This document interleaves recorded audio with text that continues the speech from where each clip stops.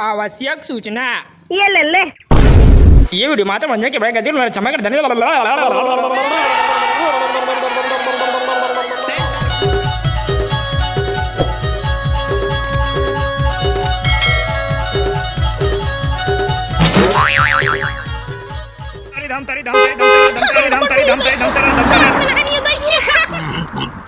जानू मेरी जान, आय हाय मैं तेरे कुर्बान, आय हाय जानू मेरी जान मैं तेरे कुर्बान।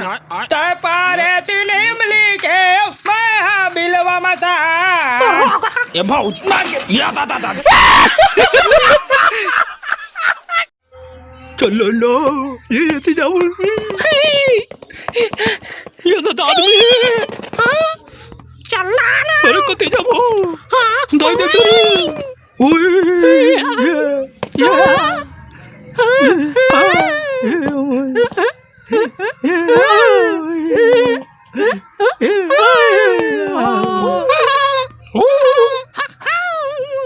ये कैसे डिस्को में जाए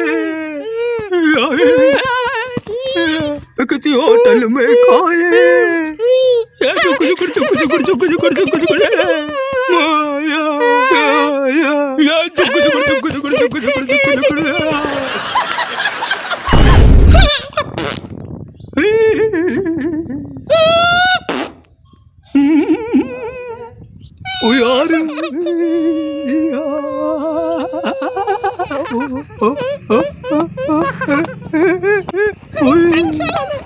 पदा जिसने पदा रामू जी के घोड़े में फूस पास पदा हुए ती चारास में जान डर तोला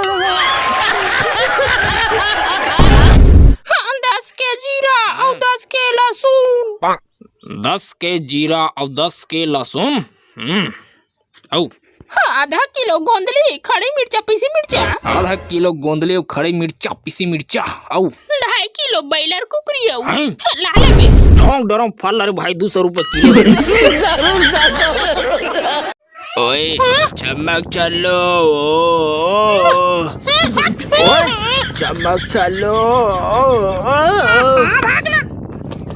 चमक चलो चमक चलो ओए चल चल गुपचुप खाओ चल रे ओए कांदाला ओए चमक चलो